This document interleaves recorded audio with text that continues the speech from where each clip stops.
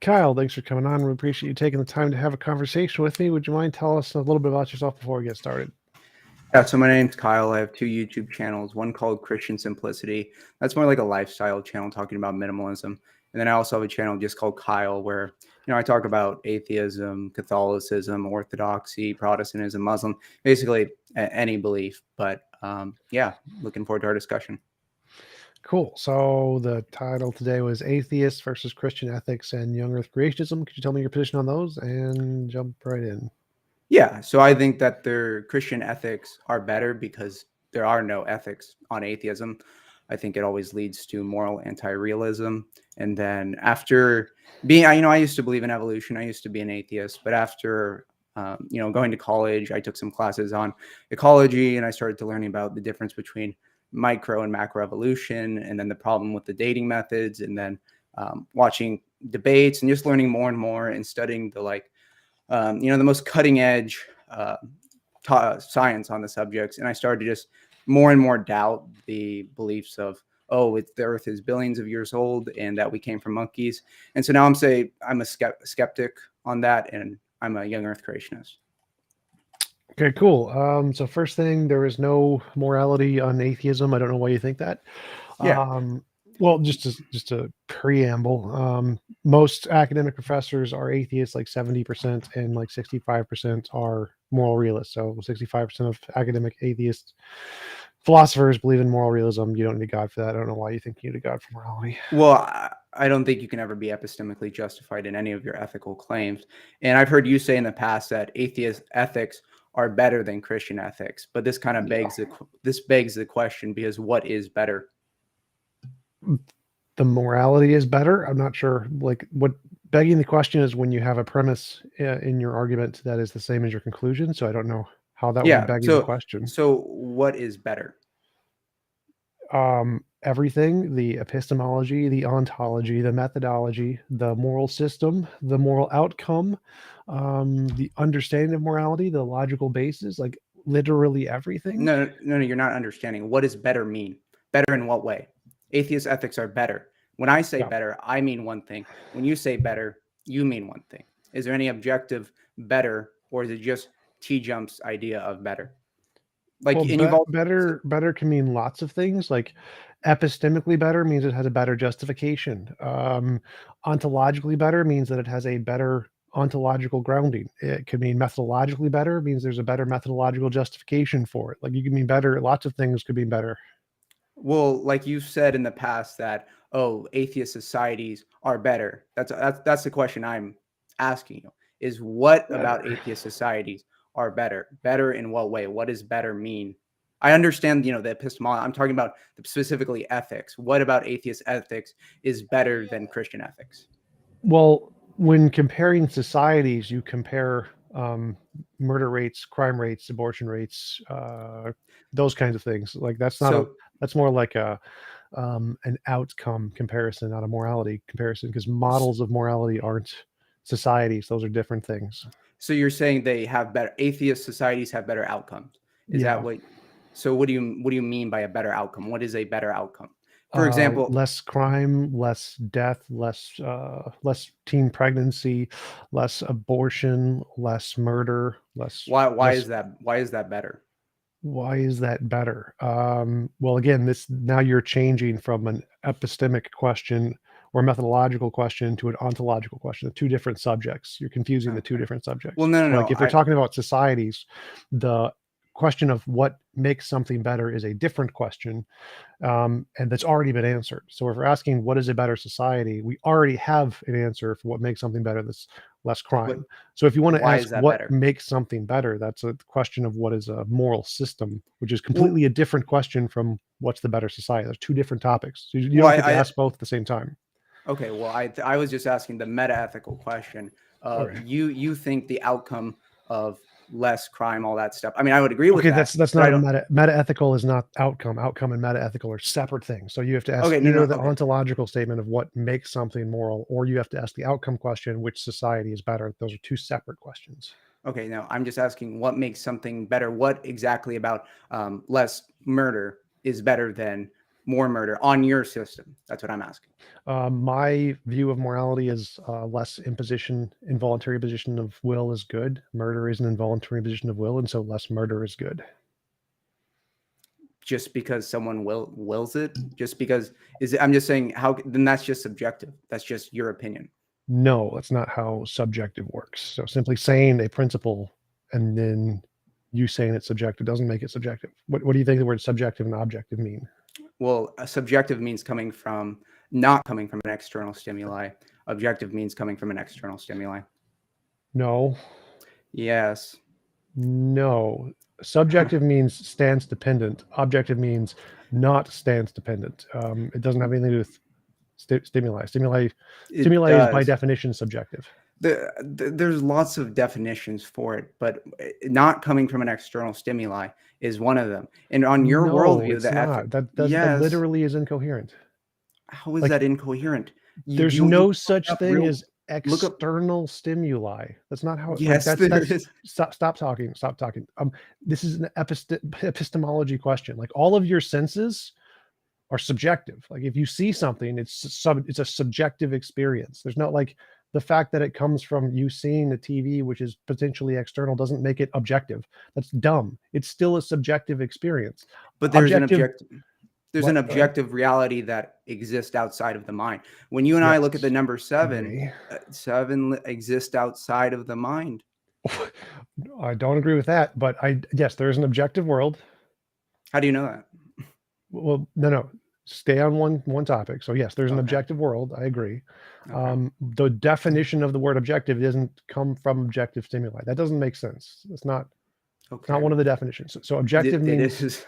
no, it's not. I'm qualified in philosophy. You are not. You thought that micro and macro evolution was like the cutting edge scientific progress in biology when it's literally not taught in any academic field whatsoever. Yes, it is. Look, I've got it right here. This is a PhD in microbiology from Harvard. Written by a PhD is not cutting edge work in the field. Cutting edge work in the field is published academic papers. They have not published academic papers.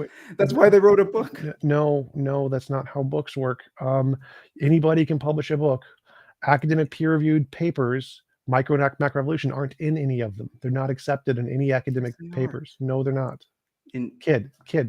This is literally pseudoscience. Macro and microevolution are the same thing. Anybody who understands biology understands those are the same thing. There's no difference. Like Then only people who are ignorant of biology think there's a difference. So you have you've studied biology. Yes, quite a bit. Okay. What's your qualifications? I've studied it. That's the qualification. I've studied it too, and I'm looking to the PhDs. Can you name a single PhD that believes what you are teaching? I can name a bunch. Richard Dawkins, Francis Doyle, just anyone in the field. Every single academic professor who publishes in the field. I've got a bunch right here. I've got. No, you don't. I do. I have Nathaniel Jensen. No. Just Google macro versus microevolution. It is a pseudoscience. Do you want me to pull up? You can look Nathaniel up. Jensen isn't academically published in the field anyway. He's a pseudoscientist. Nathaniel, I know that name. I've debated this with Standing for Truth. Nathaniel Jensen is a pseudoscientist. Jensen. Okay, we're getting off track. We'll talk about young Earth creationism later. But when you say, okay, let's just talk about outcomes. When I say a better society, I think of one thing. When you say a better society, you think of one thing. Is there an objective better society, or is it both? Is it just your opinion? Is it just like you like Harry Potter and I like a different thing? Is it just opinion? So there's, again, outcomes and moral meta-ethical theories are two separate things. So outcomes and meta-ethics different. If you want to talk about meta-ethics, yes, there is the view that there is a correct meta-ethics that describes morality. And what we do is we look at the evidence and we try to make a model that represents the evidence. Well, what about I've heard that you know what the is-ought critique is. So how exactly from evidence do you get how the world ought to be? How do you get? What does that have to do with so the evidence is moral intuition, moral progress, philosophical problems. The is-ought is one of them. Moral dilemmas, and looking at the patterns in those things is the evidence. Moral progress is the consistent change in patterns of moral intuitions across time. So this is like the patterns of evidence. What do you think is the patterns of evidence of morality? Well, there is a revealed objective reality and objective ethics, but you're just saying everything is based on pattern. So Yes, what's that's to how stop evidence works. Evidence is literally based on patterns. So what do you think the evidence of morality is? that it was revealed to us that we have objective morality on your view? Could you be more specific? So you think the Bible says so is evidence of morality or something? It's one of them, yes. What are There's the other lots of ones? I mean, God wrote the law in our heart. I mean, there's lots of ways that we know ethical statements, and it isn't just just someone's opinion. It exists outside of us, just in the same way that logic Okay, and how do we know? You say he how wrote do it we on our know? hearts. How do we gain access to that information? Well, there's lots of ways through prayer, through studying, through referring to the church. But Wait, what? So by prayer, I gain knowledge of morality. I'm not following the logic here. How does isn't you prayer? isn't that what you just said? You said mental intuition. How is that any different than what you said? The difference is that we have an extra layer of proof because we have revelation. We have a God that revealed himself, and we have good reason to believe in objective It's a good ethics. question. So the difference here is that when we use the term moral, it refers to certain kinds of sensations or thoughts and not other kinds. Like if I see a rock and I see it like knock your cup over, like we don't use the word moral to refer to that, right? We don't call that moral. But if we see somebody kill another person, we say, oh, that we call that moral. And so the words moral refer to certain kinds of things and not to other kinds of things. And so prayer seems to be of the rock kind, not of the murder kind. And so the word morality would not apply to those kinds of interactions. So I don't see how you can get moral knowledge from a morally inclined action. It seems like in order to gain knowledge of morality, you would have to gain evidence from the patterns to which moral language refers, and not to things that moral So, language does not so refer. what do you mean by how do you get from evidence? What evidence are you talking about where you can get normative statements, where you can get morality? Can you Well, explain that? no, those come from patterns in the evidence. The evidence is moral intuition, moral progress, moral dilemmas, and philosophical problems. And then we find patterns in that. We try to make a principle that describes those patterns. And then once we have a principle, then we can infer the grounding. And from the grounding, you get the normative stuff. So no, because what about a What? pattern? What about the brute fact of an abortion? It doesn't tell you if it's right or wrong. The evidence doesn't tell you if it's right or wrong. Like explain Yes, that. that's kind of what it does do. So the way a hypothesis works, you have a hypothesis, and the hypothesis doesn't tell you if it's right or wrong. You just say, this is my hypothesis. And then you say, once I have a hypothesis, you try to infer things in the future that you could discover patterns, testable But predictions, you're whatever. Wait. So, and then once you discover those, if you discover they are correct, that is evidence that your theory is the right one. You got the correct how do answer you how do you discover if abortion is right or wrong? by having patterns in morality and testing You if those just keep saying patterns you just infer keep predictions. circulating and saying the same Well, thing over and that's over not again. that's the Yes, it correct is. answer. You keep saying patterns, What? patterns. Okay, an abortion happens. You have an hypothesis. Science cannot say is my hypothesis is an abortion is bad. That's What? not in the realm of science. Yes, it is. No, it isn't. Like How do you literally Google moral naturalism. Yes, it is. Like moral naturalism is the position that moral statements are discovered or answered by science. It's like literally the position. so But what about so so it works the same way as any other hypothesis. You say, no, if it I doesn't. think this moral principle, whatever it is the correct moral principle, then I can infer that the pattern we see in moral progress will be this in the future and in the past, Yeah. etc. And then you can So look you'd agree with me. what Human life has an inherent dignity. That's why we had to get rid of slavery. That's why we had to get rid of abortion. We need to keep moral furthering the value. human race. Yes, moral Yeah. value. So are you against abortion? I think that killing any conscious thing ever is always immoral, but it can Why? be justified in some cases. What about it being conscious gives its value on your system? That's the conclusion of the evidence, as I see it. It's as you see it, exactly. It's your subjective taste preference Bro, because bro, bro. Everyone has to look at the evidence and then make a conclusion. That's literally how I evidence know. works.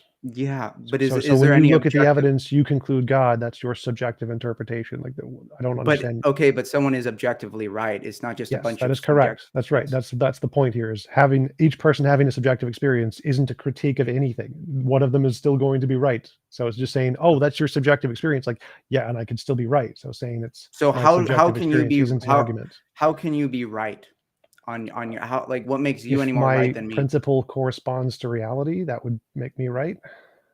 Oh, what? Okay, but a human life having value, how does what do you mean? How does that correspond to reality Well, there's in lots of your ways world? it could correspond to reality. It could correspond to a platonic object.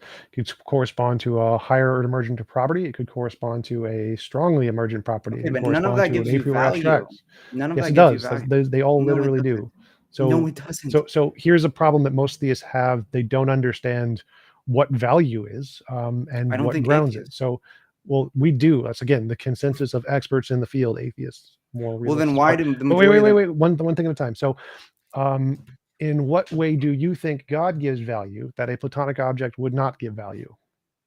well, because human life was made in the image of God, so it has an inherent dignity. But on your worldview, we're just What random. that's no, no. You got to answer the question first. How does God give value that isn't given by a platonic object? Because on platonic objects, we have inherent value. So you There's no saying that inherent value in the brute fact of an object. that that would literally be what inherent means. If it's Where is the inherent, value? If I look in a test tube, where is the value? what what value would be like a higher order emergent property? So it's like Where is it health. in Well, no, no, so like why asking what's where, health? wait, we stop. So asking like where is the health in an Yeah, where? object? That isn't like you can like measure the health. It's this particle. Like no, it's a Yeah. system of a combination of things in the system. So like this is not a hard question. So, but again, It, you haven't answered the question. How do you think God gives value in a way that is better or more supported than a moral naturalist view of ethics? well, because on your view, it is completely subjective. On How our does it view, it again? is revealed, it is objective, it came from God. And you're just saying, oh, this platonic form, it just says value. But people can, the What atheists, none of does them, what is the academic definition of subjective versus objective morality?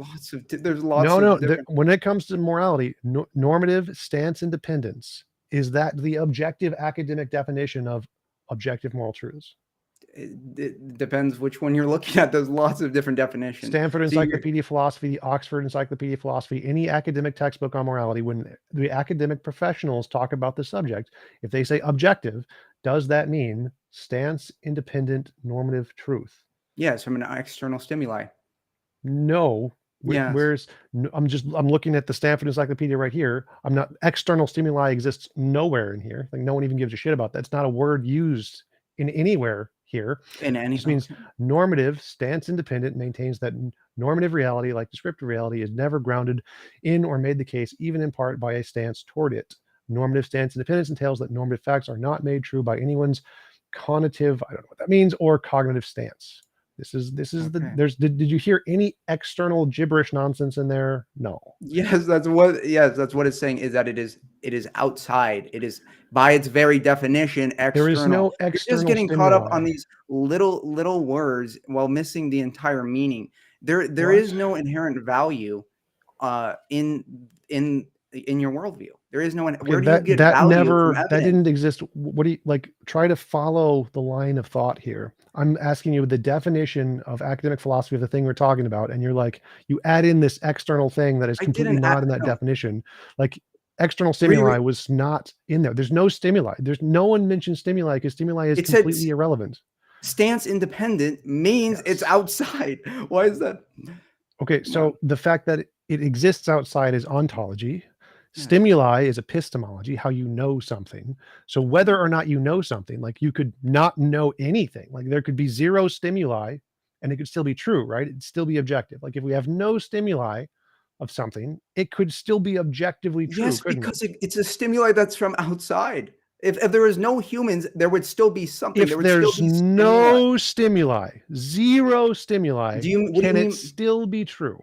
That means nothing exists. Which are you No, saying that? what do you think the word stimuli means? Stimuli is like a sense experience. Okay, but that requires a human to sense it. But I'm saying that even if there was no humans, certain things would still exist outside of the human Right. mind. So you don't need stimuli. Stimuli is just an irrelevant word here. It just does nothing. No one cares when it means objective stimuli not required. Stimuli is not required for objectivity. There is no reason to have that word in any definition of objective, Yes, because if it's objective, because it's there has to true. be something occurring for something to be objective. It has to come from something outside. Otherwise, there's Right. nothing. I mean, I agree. It does have to happen Yeah. objectively, but you don't have to stimulate it. It doesn't have to stimulate the senses. There's no stimuli required, right? You don't need stimuli. Stimuli is not a part of that definition, right? You don't need stimuli for it to be It, objective.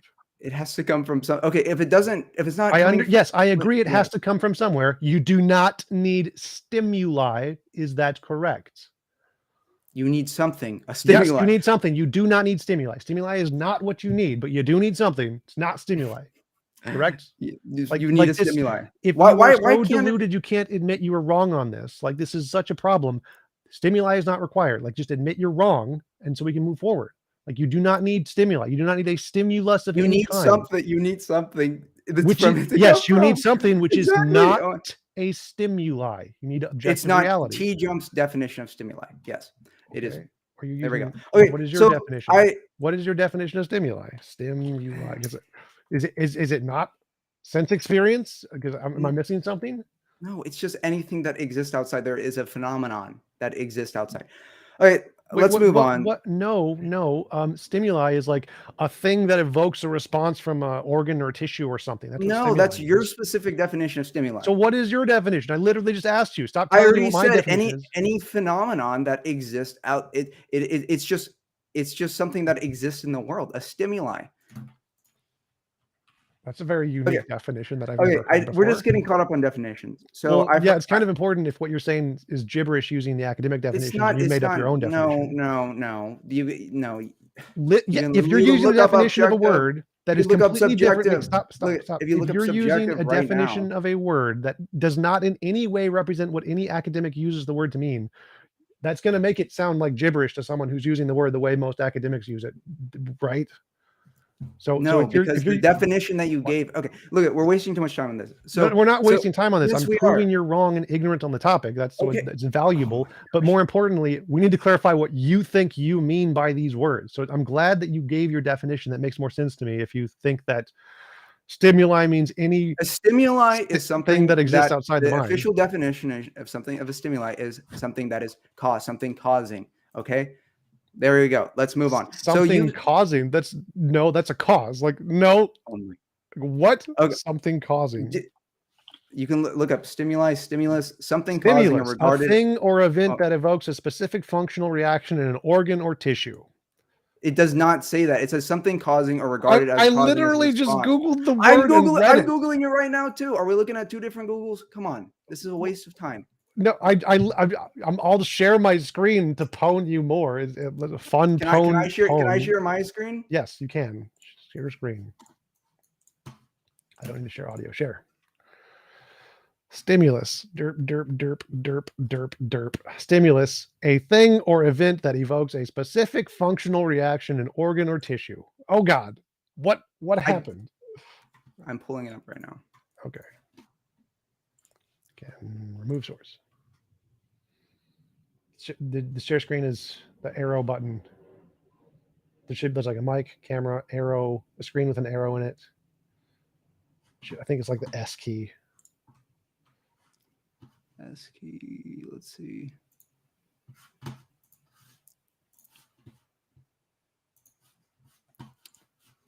Okay. Okay. Can you see? Yes. Yes. Zoom in. It's zoom in. Yes. Hold the control button and scroll up. Mouse scroll up. Okay. Yes, but look at subjective, not caused by external stimuli. Right there on Google. Wait, what?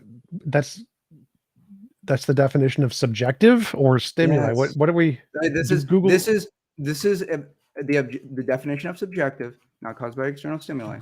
No, we were just talking about. Look at something caused or regarded as causing. I Googled what is the definition of stimulus. That's what we're going for. Stimulus. Yeah, I'm on stimulus right now. Do you see it? Okay, but look at this is a waste of time. Let's move on. Come on. Look at it says right there. We know. Okay. So definition of subjective on Stanford Encyclopedia Dude, is not that. okay. Let's move on. So So you're you've wrong said on in the both. past.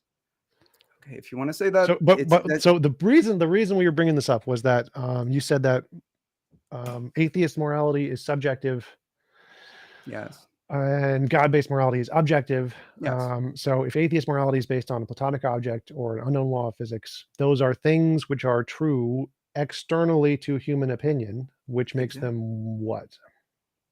They exist outside of us. They're objective. They're the truth. Okay. So my what I want to talk about was you Wait a have minute.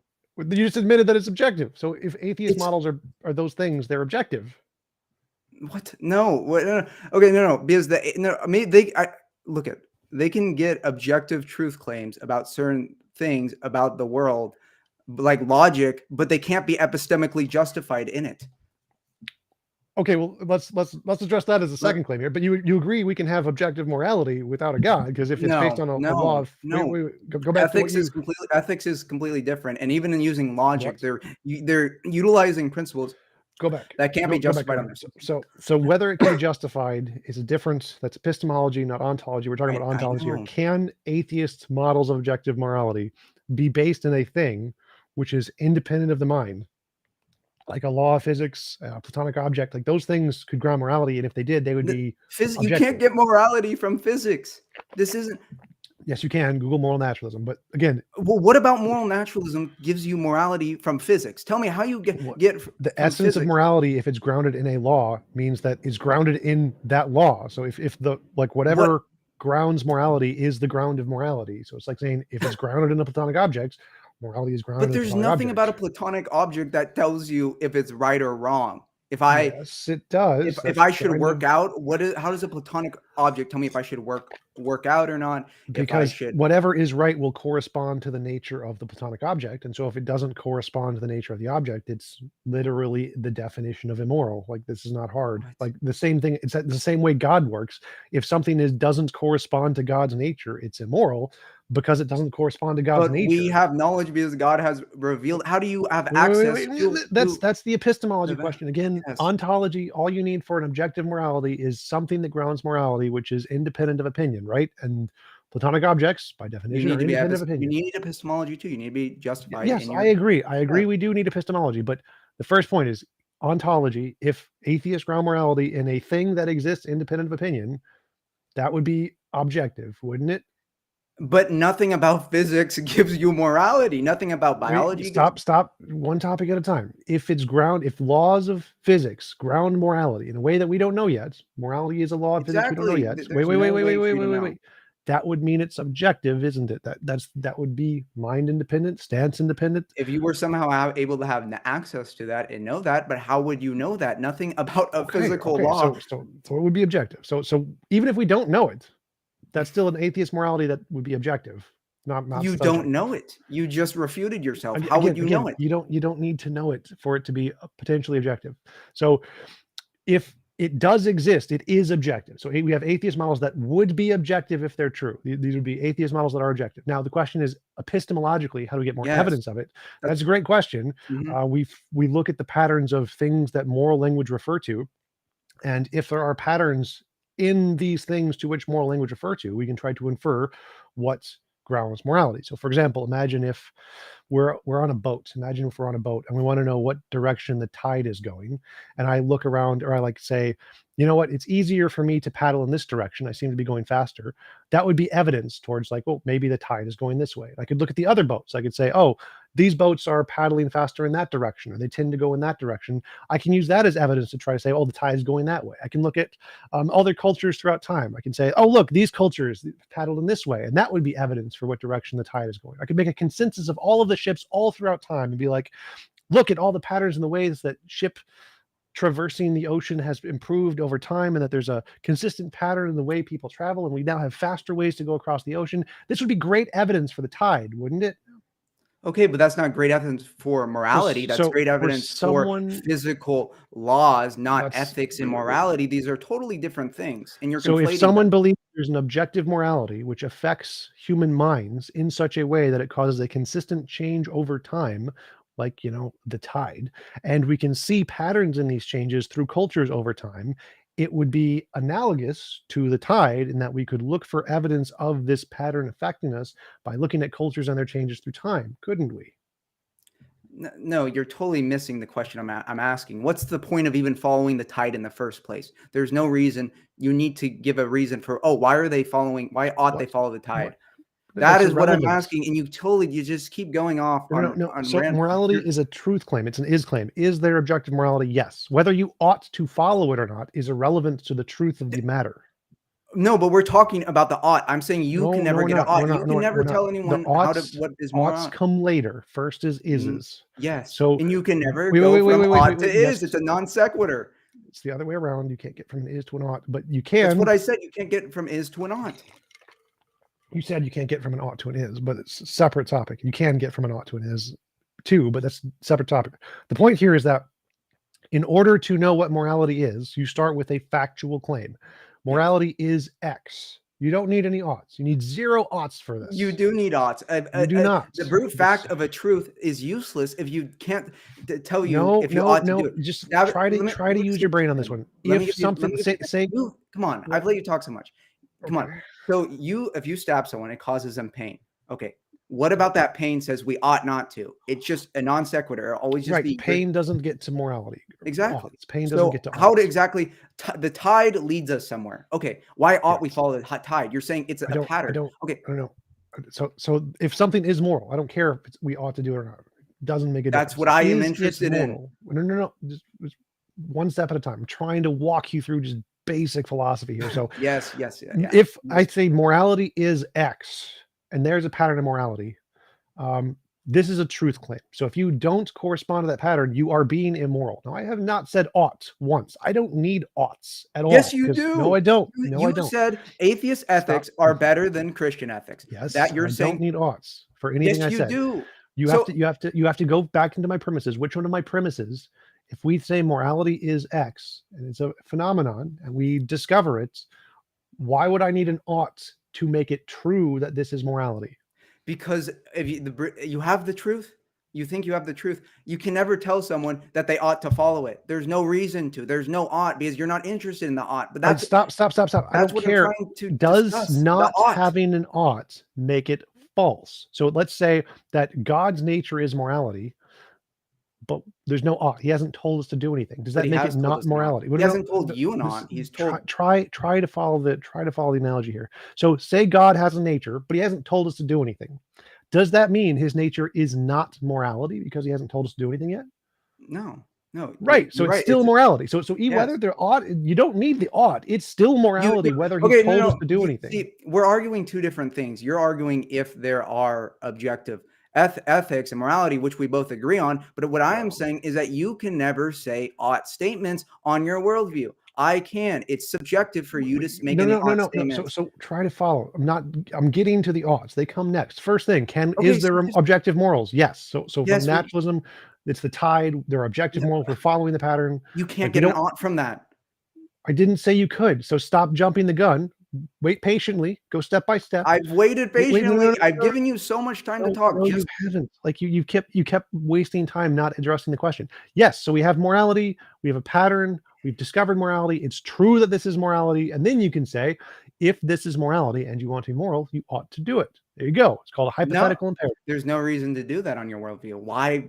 Just because it exists. If you want to be moral, you ought to be moral. Exactly. It's your opinion. If you want to, you can. There's no reason. There's no reason to. That's correct.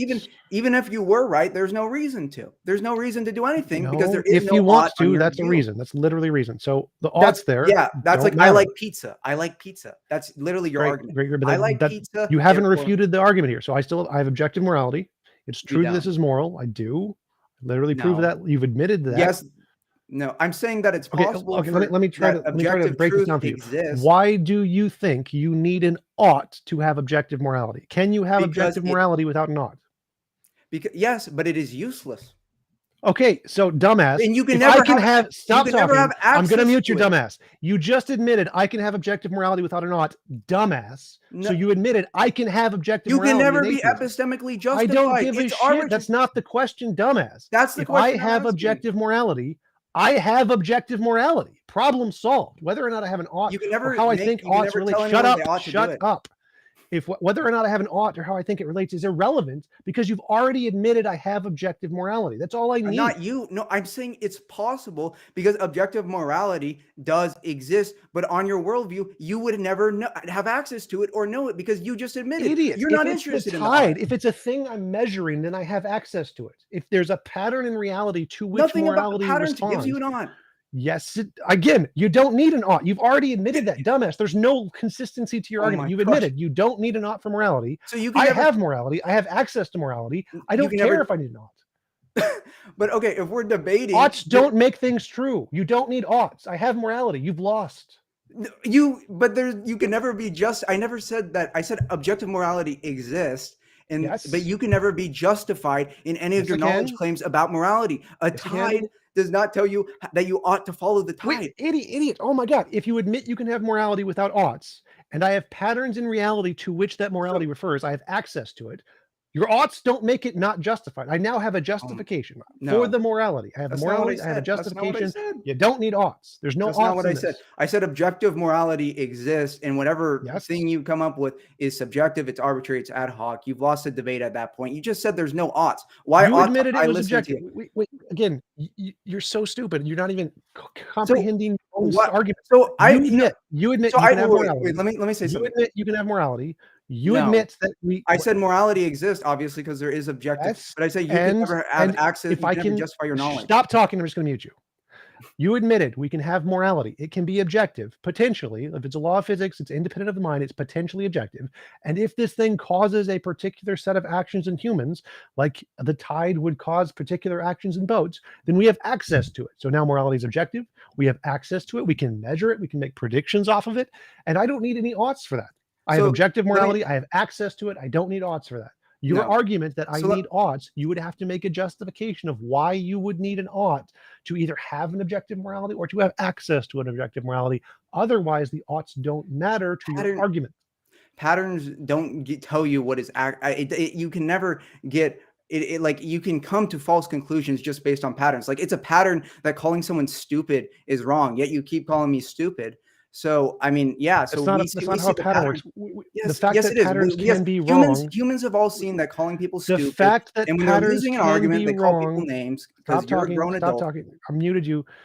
The fact that patterns can be wrong doesn't make them not evidence. Patterns are still evidence, even though they can be wrong. But wouldn't you say you could come to false conclusions just blindly following a pattern? There's a pattern that nearly every civilization was religious. Is that pattern right or wrong? Every civilization was religious. So the Yes. pattern must be true. There you go. I just disproved you. No. So again, your argument is the pattern could be wrong, therefore it's not evidence. That's wrong. I'm saying you wouldn't have access just because there's a pattern. Okay. Can I just ask you a hypothetical? I want to ask you a hypothetical. Okay.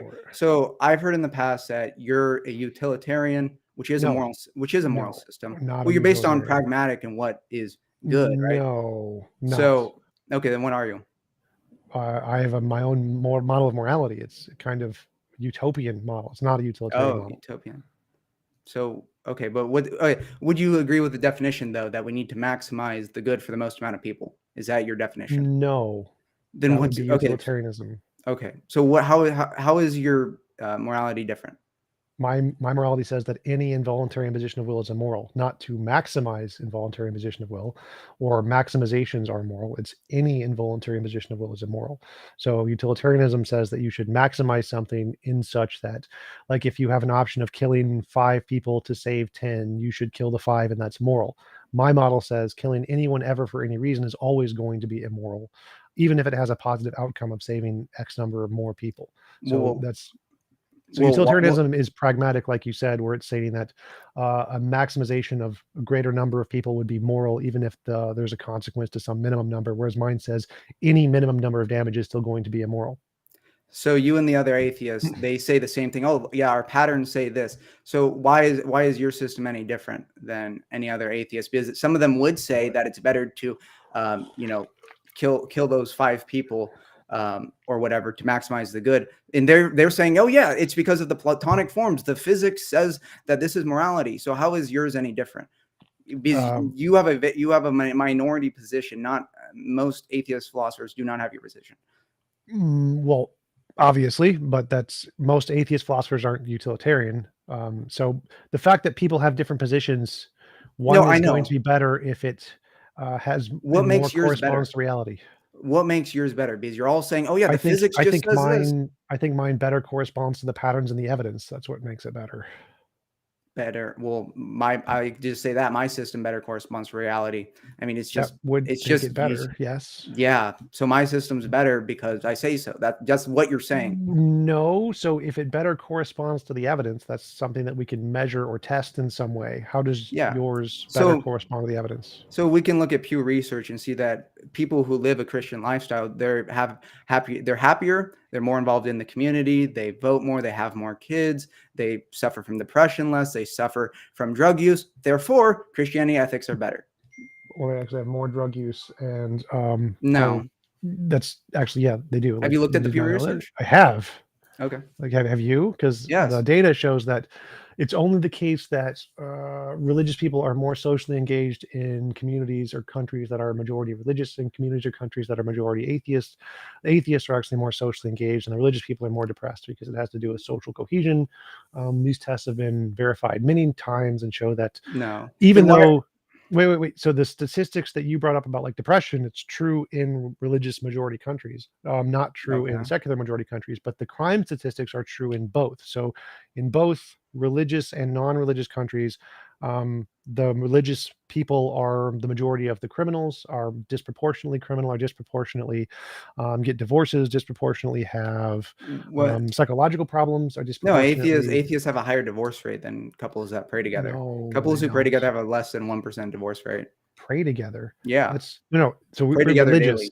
Yeah, Yes. that's a different statistic. Religious is actually higher. So religious people who get divorces are higher. Religious people with teen pregnancies are higher. Religious people with lower education is higher. Religious people lower IQs, they just have a lower IQ. So I don't look for a specific.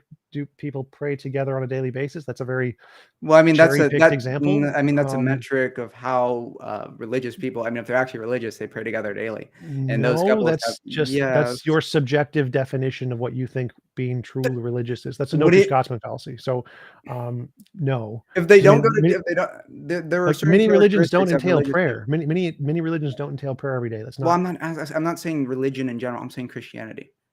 okay. Well, even in Christianity, that wouldn't be true. So most Christians don't pray every day, and Well, whether yeah, or not you call that's them why I true brought up the Christians, couples who pray. that's why it's no true Scotsman fallacy. So if we're looking at the Yes, I data know. of religious people versus non-religious people, the crime rate is lower in non-religious people. The divorce rate is lower in non-religious people. If you want to cherry pick some very hyper-specific data point that they want to pray together every day or something, we could pick a different. We'd have to pick an equally hyper-specific data point about social cohesion among atheists. So, like, obviously, couples who have some kind of collective hobby that they do together every day are going to be less likely to get divorces. And so we'd Yeah. have to pick some hyper specific thing that atheists do together every day. And if we measured the people who do that thing every day together, they're probably going to have equally lower divorce rates But there's than, not really a unique characteristic like that there is yes, from there is. There's Christianity. hobbies like Yeah. reading books They together or going bowling it's not together. the same Those are the thing as same. no, Yes, they're praying together. literally No. psychologically the same thing. No, no, they Like, aren't. literally Praying to a based god on is the same as reading a book. Oh, yeah, great argument. yes. Yes. There are many neurological studies that show hobbies such as praying to a god are essentially reflecting on your own intuition in your own brain, which is no different from introspection or other kinds of hobbies that involve imaginary kinds of deliberation. So, yes, those are psychologically the same thing. But the point here is that if you want to cherry pick a specific kind of Christians who have a very They're tight-knit faithful. hobby. Well, no, They're, no, they have a yes, tight-knit. The faithful part is here is irrelevant. The part here that it is. matters is the part that they're doing something with their partner every day, which is very important to them.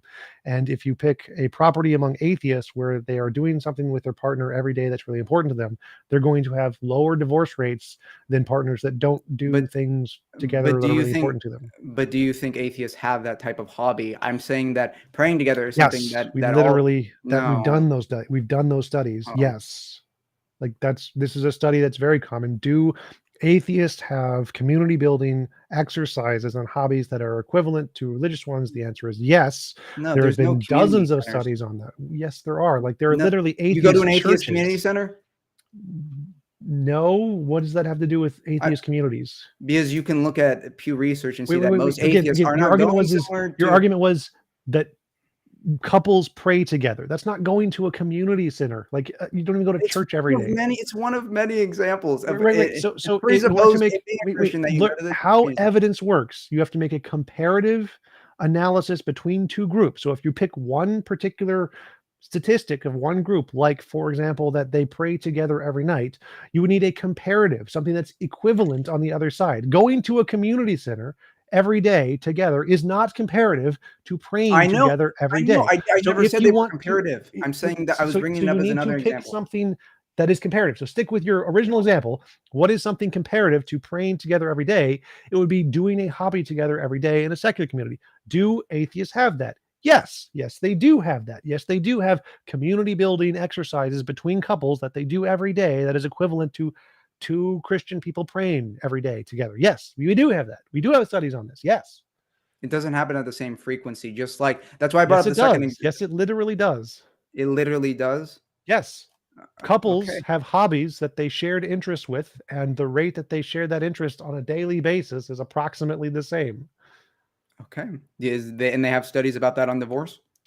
on divorce. No, I don't think anybody's Because selectively chosen do couples do a particular hobby every day and how that impacts divorce on a secular group. I've well, never seen that study. there's a lot of studies on family and like what leads to a good family, and what we have seen that the things traditionally associated with a Christian lifestyle lead to lower divorce rates. One of the things I brought up was, praying together daily, going to church together, reading the Bible, all of this stuff, and maybe you Oh, can for find divorce rates, we have that comparative.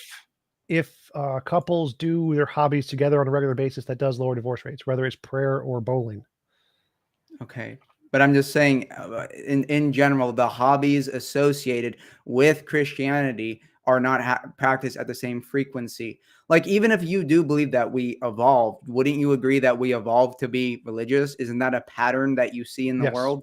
So sort why of. would you get rid of that if we evolved for this and it has helped our survival? And we can look at atheist birth rates, and they have the lowest birth rates. Japan is having Wait, more.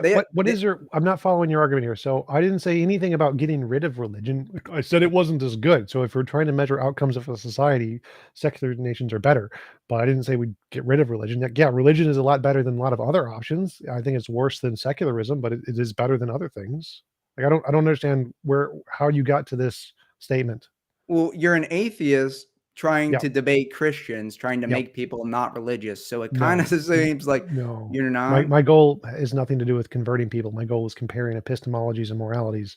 I don't care what people believe. Like if I converted everybody, I lose my job, so that would be against my interests. What do you mean? That would be beneficial to you. You'd have more people paying into you. I How? debate Christians. If there are no Christians, I have no one to debate. No, but still, you would debate people that have different views, and they would follow you. Like they're like, "Oh, this guy's really smart." They would follow him. It's not like, "Oh, he won in a debate. Now I'm never going to talk to him again." They'd probably still listen to you. What? The, I have no goal of changing Christian minds. My goal is to make money by debating them. Like I don't care if I change people's minds. That was never my So goal. I guess that goes back to the question: is you don't really tell anyone what they should do. You don't make any odd statements. Nope. You're not really interested in that. Nope. Oh, okay. Well, Because you it don't just need it. Like, why do you keep thinking that you need that to have morality? You haven't made an argument for that. because everyone makes odd statements and they can't be epistemically justified. That is my whole point. Is that it's Why do you inconsistent. need to have that for morality? What is your No, argument that you I'm need not. to have That's that? not what I'm saying. I'm saying that that people make ethical claims. They make odd statements, and they need to be justified in it. Yeah, I'm not saying, oh, you can't make an ought statement, therefore there's no objective morality. I'm saying that everyone makes ought statements. It I sounds don't like make ought okay. statements. So you don't. So I shouldn't listen to you. If you don't want to, I don't care. But So what I'm still not following your argument here. So my argument is that atheist morality is better because it corresponds to reality better. And you say that, well, you don't have ought statements. And I'm not following how that makes it worse. well, no, because I was saying that you can't have access to that, and even if it was true, which again you wouldn't have access, you wouldn't be able to know that you can never make ought statements, and you've agreed that you can't make ought statements. Wait, But so the in first the thing is whole, access. If morality is literally demonstrable, if we can observe the effects on the brain, we have access. But what the second part is the part I'm asking about is what about the what brain tells you morality? remember the tide analogy? Like if morality is I objective know. and it affects us, and if it affects us in a pattern, we can see that pattern But expressed through nothing can tell you cultures. that we like. Let's say TJ's the Wait, captain wait, of wait, wait. of Again, the ship. the ought statement is a separate, completely unrelated question here. So I if know, we but have that's the question. access, See, I guess wait. I So, understand what you if I mean. have morality and I have access to morality through observations, why do I need the oughts? Why do I need the ought thing? You haven't shown Okay, why well, we need one, this. you don't have access because let's say you're the captain If of the ship. morality is a force and the Yeah. force affects people and we can watch how it affects people, does that give us access to morality? How do you know that that's morality? Wait, The wait, wait, fact that it's happening. wait. You don't know what No, no, morality no, no, no, no. is. Just assume, for the sake of an argument, if morality is objective, it's a force, and it affects people, and we watch those effects and we can see the pattern, would that give us access to morality? No, because you're just seeing a pattern and it would just be your opinion. Like we see this pattern, therefore Okay, if the it's the pattern same is thing as the brain. Like objectively caused by a moral law of physics, and we see that pattern, there are no like moral laws of physics. that's you begging the question. So this is just trying to get you to understand, would you have access if morality was a law of physics and it affected things and you could see the effect? Yes, like gravity. If gravity affects things and we can see the effect, we have access to gravity, right? We see gravity does things, it moves stuff, and we see the movement. We can then understand gravity by watching the movement. So if the moral law of physics affects the psychology of people in a particular way and we can see that, we would have access to the law of physics of morality. Like But access just means this like is all we based can on a false belief that gravity is the same thing as morality. And that's where no, no, no, that's no, not no. This has nothing to do with the belief here. This is just basic no, entailment. it does. Would you have access to morality if it affected things in reality to cause a pattern here? That's the question. But morality doesn't affect anything. It doesn't like it's not like gravity where you can see and test it. It's not scientific. It's not So if it didn't affect anything, you're right, we wouldn't have access to it. But if it does affect something, but it doesn't affect wait, anything. wait, wait, wait. Stop begging the question. You're begging the question. If it does affect something and we can see that effect, would that mean we have access to it? How would you see an effect of morality? You're saying the brain, my brain matter. How does that get you It morality? doesn't matter how you see it. It If it does. causes an effect and we see it in whatever way that is, do we by definition have access to morality now? So if morality exists and it causes a pattern in whatever way, who cares why, and we can see it in whatever way, who cares why, does that mean we have access to morality now? I could think of a perfect example. Christ coming, all these prophecies. Yes, the effects are made known, so we have knowledge of that. There we go. That's a perfect example of how we would have knowledge of ethics. Is God becoming incarnate and explaining revelation? So the question That's was, the only way. if morality is like a law of physics and it causes effects in reality and we can see and measure those effects, would that mean we have access to morality? It's not like a law of I physics. You're don't I asking don't me. care what you think. This is not about what you Wait, think, wait. what morality is. This is a question like, All the if skeptics, none of them said that physics and morality are the same. I didn't either. This Yes, is you a did. basic You analogy. This did. is an analogy. If It's an it is analogy the that does case, not work. Gravity is no, not the same as ethics. no. God, I don't like. Do you not know how analogies work? Like I analogies are do, a but thought this experiment. analogy What is a cannot thought work. experiment? What is a Yes, thought experiment? it's a hypothetical. It's yeah, it's but this this Yes, it's a hypothetical. hypothetical. Right, correct. It's a hypothetical to isolate a variable. That's what a thought experiment does. So the thought experiment is if it is the case. So we're assuming it's already true. If we know if it is just a fact of the universe, morality is a law of physics, and it affected things, and we could see it, would that mean in this hypothetical universe we would have access to morality. By effect, if you mean like God becoming incarnate and we have revelation, where it's Morality very is a law of clear. physics, no gods. It's not. No, again, this is hypotheticals. Remember, I know, try to do hypotheticals. but Hypothetical universe. It doesn't have to exist. It's a hypothetical universe that does not exist. It's in our imagination. In our imagination land, there is a universe with a law of physics, and the law of physics is morality. And in this universe, hypothetical, non-real universe, the people can see the effects of this law of physics, just like people can see the effects of gravity. In this hypothetical universe, would the people have access to morality? we were bringing up a fairy tale that Yes, it's a hypothetical. That's you what admitted that hypotheticals it's a mean. fantasy. That's what hypotheticals mean. I mean, so how would you like how would you measure it in this hypothetical universe? It wouldn't make a difference in No, whatever no, way no, no. you want. I'm interested. So, like, let's No, say no, no. this. Oh my god. Oh my god. So the question here is like, would you have access? I And understand. what You're does saying would you have no, no. access mean? What does have access to something If you mean? could have knowledge of it. Okay. So Yes. I no, I understand what you're meaning. You're saying, let's think of this hypothetical universe where just like we can study the law of physics, we can measure it, we can know it's real. Right. Morality was the same way. We could measure it Right. and we could And we know would have that it was real. if that was the case, we'd have access to it, right? We'd be able to access it Yes, if it was the case. and yes, in this Thank you. in Thank you. this That's fantasy. all. That's all I wanted. That's I know, yes. but It's a it's not hypothetical. It's like a that. But hypothetical. yes, Because it's a hypothetical. If it's the case that morality is like this, and if it's the case morality causes an effect we can see, we would have access to it. And my entire model is that morality is a law like that, which does have an effect on people, which we can see in moral progress throughout time. That's my hypothesis. And mhm. so if that is the case, which hypothetically we don't know, that would mean we would have access to morality. But we don't live in that universe. Well, Physics does that's not. your position. But again, this is Yeah. just to show that I have a model of atheism that if it's true, objective morality, we have it and we have access to it. We have both of those things. But nothing about measuring. You were saying that if gravity was, if morality was like gravity in this fantasy universe, but in this universe, morality is not like gravity. I think it There's no is. physical. No, What is your there's evidence that it's not like gravity? there's no we can physically test and repeat and see what is if physics work. You know, we have our hypothesis. Yes, We we can can. keep we can. We can see It's patterns in objective. moral progress. So we can see that. No, because totally different societies will come to different conclusions. It's all based on culture.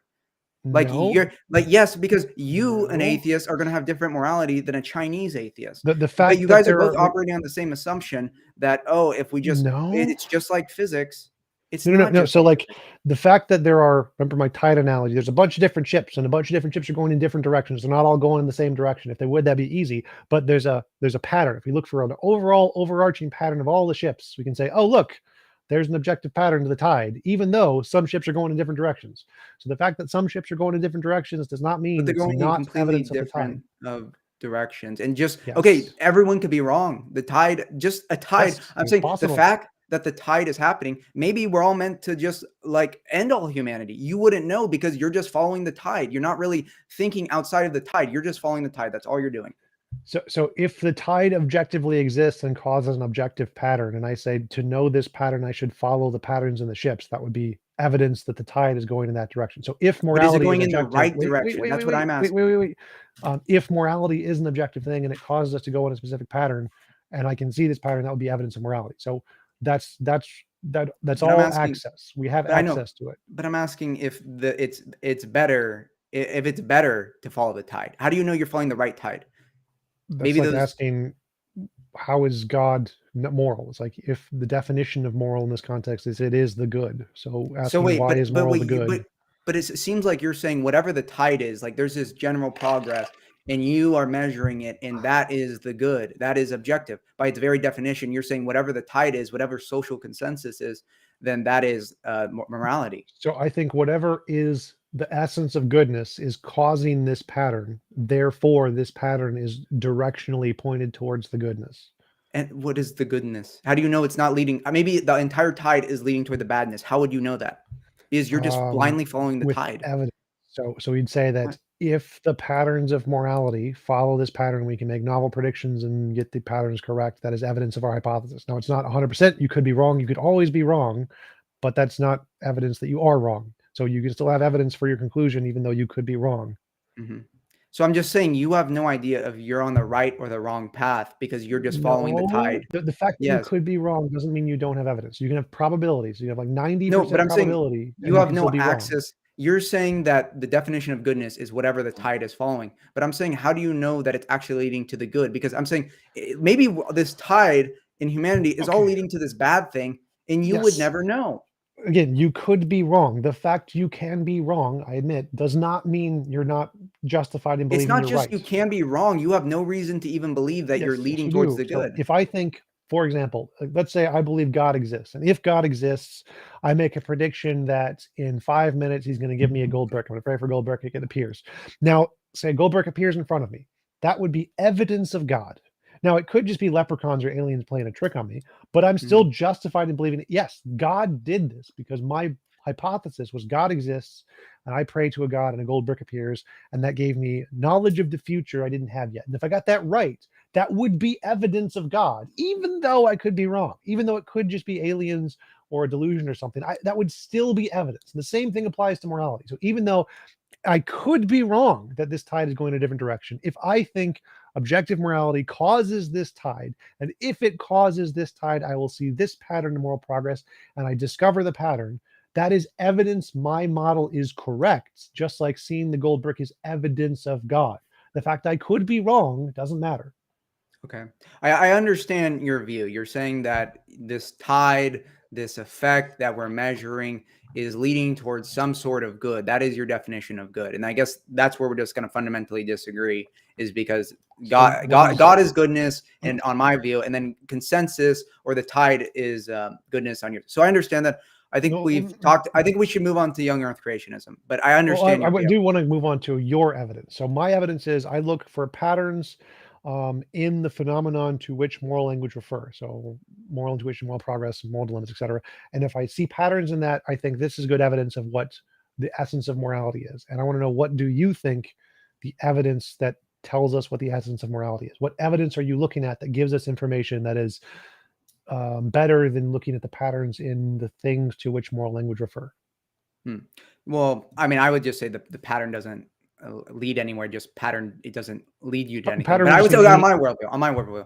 So basically, God, He has all these prophecies. He has revealed Himself in history. Christianity is a very historic religion. He has came. He has revealed the law. So we have a very clear idea of what the law is. And if there's any uncertainty, He set up the church, the Orthodox Church, to guide us. We are rooted in prayer. We are rooted in the church fathers, tradition, scripture, all of these things that are checks and balances that we know that we are following the good, that we are following God. We have epistemic certainty because God has revealed Himself. He's made it honest. Versus in my view, you're just following a tide that you don't know if it's leading you anywhere good. It's just a pattern that you happen to see. And I don't think you can get morality from that. And that's where we disagree.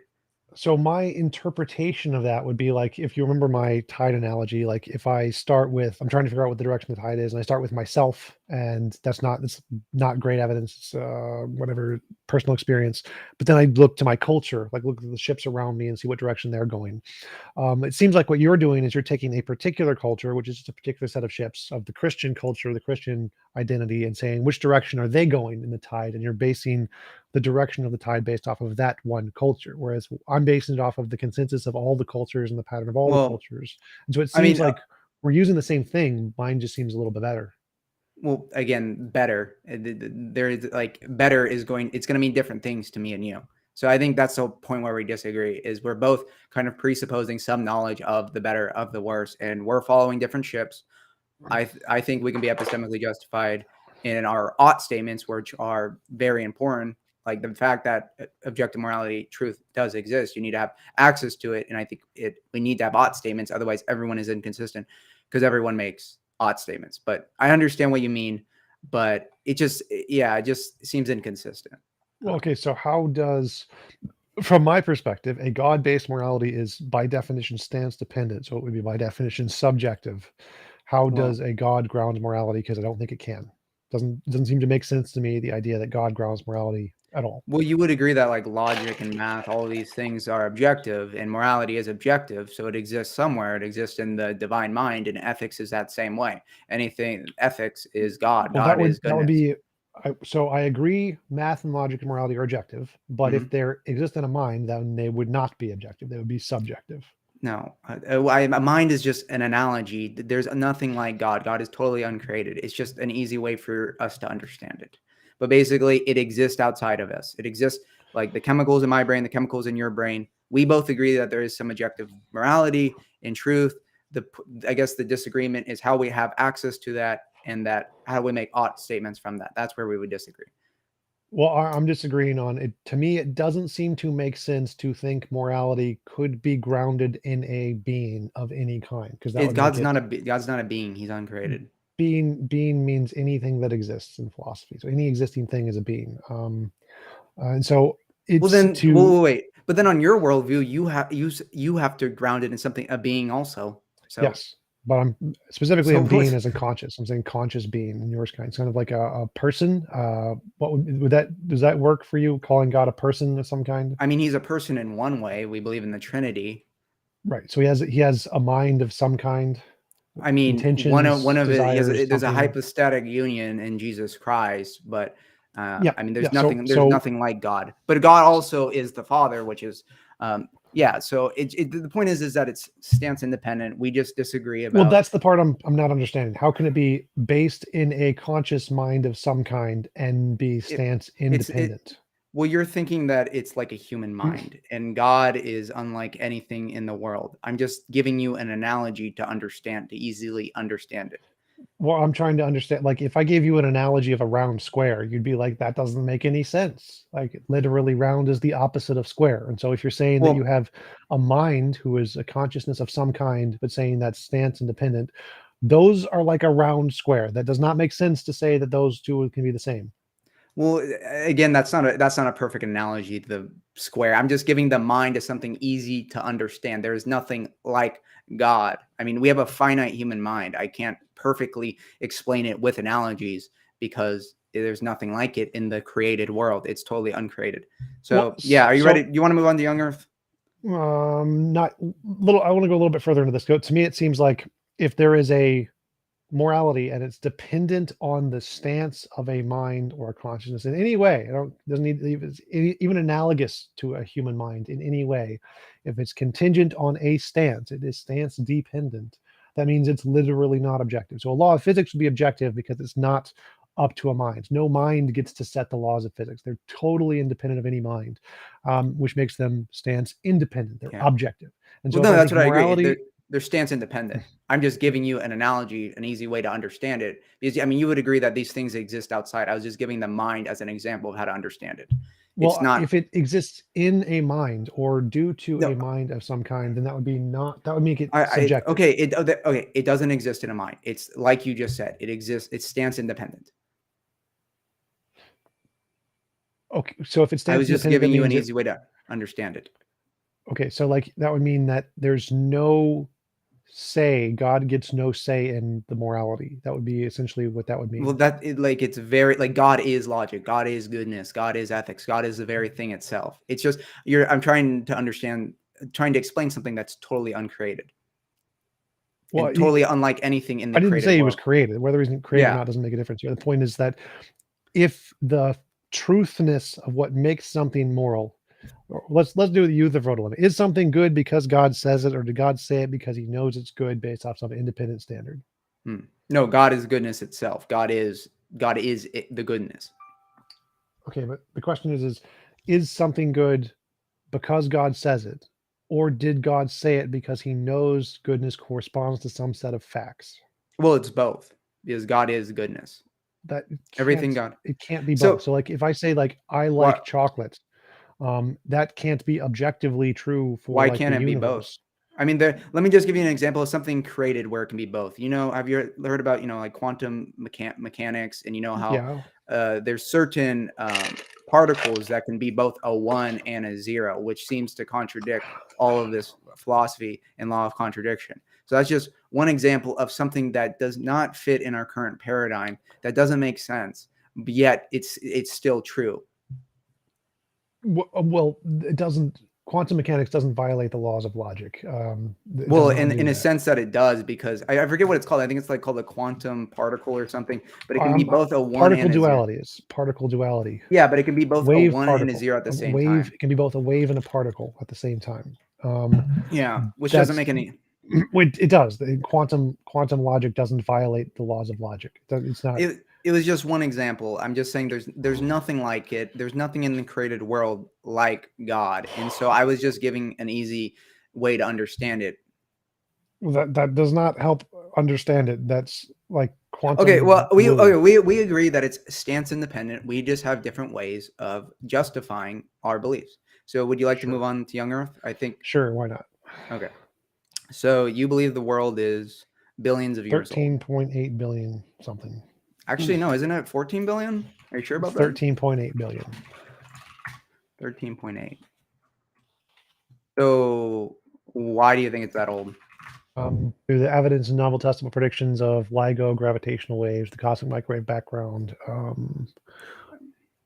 How does that tell that it's billions?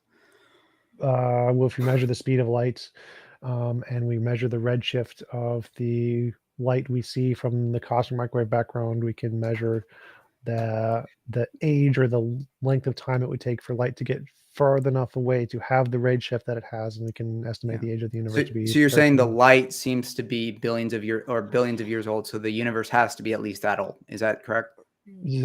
Sort of. That would be the evidence. Yes. Yes, that's the evidence. It doesn't have to, but it's evidence. Yes. But haven't all these things only been studied for about 100 years or so? Sure. So what you're Why doing, would the length of studying it affect the truth of it? well, because you're examining a phenomenon that has behaved in a certain way for hundreds of years. But what you're doing is taking 100 years of a principle behaving in a certain way and saying that it must have never been changed. It had to always function this way. I mean, is it logically possible that the speed of light slowed down, that it sped up? Yes. So on this view, if you're saying that with certainty that the Earth is billions of years old, you are basically taking 100 years. Well, there's no certainty in science. It's probabilities. It's all based on. Well, exactly. That's what I'm saying. That's why I'm skeptical of the claims that it's billions of years old, because what they're doing is they're taking this principle that has behaved in a certain way for 100 years and they're extrapolating and say it has never changed.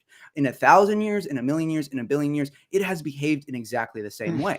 And as someone who is skeptical of things, I can say, well, that extrapolation can never be justified. And so I'm not going to make a claim because I don't know. I can't say with certainty that it is billions. It could have changed. It could have stayed exactly the same. Either way, it's an evidence assumption. it's changed. Do you have any evidence it hasn't changed? Yes. Well, okay. What is it? We test the speed of light constantly in all of our theories, and the predictions come out to be correct every time. Did you test it 1,000 years ago? 1,000,000 years ago? No, but we don't need to. So if we have a prediction that light has been consistent throughout time, we can make a prediction that, for example, we'll only see universes form at about the 4 billion year mark or something like that, where we can say that we'll only see universes that are X amount of redshift and not more than X amount of redshift, because it would be impossible. But they have actually recently they found universes that are older than the Big Bang, which makes no sense. No, they didn't. They definitely did not. No. Yeah. No. But okay. But this is what I'm saying is that you didn't study the speed of light 1,000 years ago. Is it logically possible that it did change? Is it? Yes, it's logically possible. Just means there's no logical contradiction. So yes, it's logically possible. But the way so how do you know? Because we have lots of evidence that it didn't. Based on current assumptions. Based on current assumptions. Totally fine. Totally fine. So like I can say that I can do a test that fossils exist thousands of years ago, because I can predict if fossils exist thousands of years ago, we will find Tiktaalik, a transitional fossil between a fish and a lizard, at this exact point in this exact field between these strata of geography. And if we look, so this is before we know, we haven't looked yet. We make a prediction that if evolution is true, if the world is tens of millions of years old, we will find this particular fossil at this particular layer of the strata, and only this particular layer of the strata. And if we look and we find it, that is confirmation of the hypothesis, whatever it is. So if I can make predictions or hypotheses about as far back into the future or as far into the future, as far back into the past as I want, as long as I'm able to predict things about the future I don't know yet and I get them right, that's evidence the hypothesis is true, even if I wasn't able to test the hypothesis billions of years ago. So the fact that I'm able to make predictions about the future and give us knowledge of things we don't know yet, if it works, is evidence for predictions or hypotheses about the past, even though I wasn't there. But you can never know with certainty if it really did, because it could have sped up and that could have all happened. And Wait, based on our wait, current wait, assumptions, I on our agree. based on I our current agree. model. I agree. We can't Yeah. know with certainty, but it's Oh no, still so evidence. that's all. That's what I'm saying is that, like, I don't know. I'm not saying, oh, it has to be 6,000 years old. I'm saying I don't know. It's at least 10,000 to 6,000 years old, because we can look to other methods like history. Human history only starts around that. Written history starts 10,000 to 6,000 years old. You don't find it weird that humans were around for 350,000 years and they just all discovered how to write at the exact same time? Like We did. civilizations that were completely separate, the Aztecs, the Chinese, everywhere in the world just happened to discover writing at the exact same time. They So I'm didn't. saying that we can only safely assume it's only at least 10,000 to 6,000 years old. You are relying on assumptions that cannot be justified. And while it may find results that are consistent, we still can never know with certainty. Like, if you made the claim that it's 10,000 to billions years old, you can never know that with certainty. And so as a skeptic, I'm saying I don't know. It's at least 10,000. Writing doesn't give you certainty. I don't know. I don't understand what It's you're. just one of the it's one of the other Wait, ways, wait, wait. because So if we look at human writing, the oldest Mhm. human writing is slightly like 5,000 something years ago from Egypt, Yeah, and we didn't all develop writing at the same time. We developed at well, different around the times in same different time. locations, plus or minus 3,000 years. Okay, yeah. Or more, because there's people who haven't even discovered writing yet. In Papua New Guinea, they don't have writing yet. So plus or minus 5,000 years, we discovered it in. Yeah. Um, that doesn't give us certainty that the world is 5,000 years old. Like, for example, we could have been created by magical leprechauns 5 seconds ago. You're So we right, can't you're be right. certain that that the world is at least 5,000 years old. We don't even know that. We Yeah. can't know No, that you're with certainty. right. But we have But do evidence, we right? The do we have good writing, reason to right, believe? I right. say, if you're right, let's say the Earth really is billions of years old. Well, I'm not incorrect in saying it's at least 10,000 to 6,000 years old. Wait, But wait, wait, let's no. So say, I was going a different direction. So I want to make sure that we can't be certain that the world is 5,000 years old, but the evidence of the writing gives us good reason to believe the world is 5,000 years old, right? yeah, it's one of the Right. evidences. That's enough. So if we have evidence that the world is billions of years old, that's good reason to believe the world is billions of years old, even though we're not certain. So we don't need to be certain for either Yeah. case. But if we No, have good you do need. reason, Don't you see the difference between speculating about what happened billions of years ago and what happened thousands of years ago, when we have written proof that humans were around at this point? We have no proof. That it's all about speculation and extrapolation. what do you think the difference here is? So if there's a kind of evidence that like humans You're write less stuff, skeptical. less skeptical. Yeah, No, like I'm you're not. willing to have more faith in saying that these principles have been exactly unchanged. No, Yeah, well, I just think your position requires more faith. I'm not sure. I'm not following here. So we have a kind of evidence, human writing, and we think human Hmm. writing accurately dates back to 5,000 years thanks to Yeah. carbon dating. Okay. I No, think there's that's other ways that reliable. they tell that. They can Nope. read the. Yes, they can. Nope. Like the way we know that the earliest writings is 5,000 years old is because we can carbon date the rocks that they're carved into in Egypt. It's not, we There's can't other like look ways at the to tell writing. it. Nope. Yeah. No. What do you Okay. think the No, other ways are? because they can see the writing styles. There's other ways for them So to so see. if there's no prior writing and we see the first writing, how does Mhm. looking at the writing styles tell us how old it is? Well, we can see the rate of change in the writings, like how it changed in our lifetime. Like we can see. I'm just saying that either way, let's say that carbon Looking at dating the is rate of accurate up to changing in language 6,000. today, and you're trying to infer changes into the past based on how language changes today, and you think that's an accurate way to measure time. Well, no, because on both worldviews, I'm saying that, let's say carbon dating is, we don't know if anything changed, but we're saying on both systems, they both confirm that it's at least this old.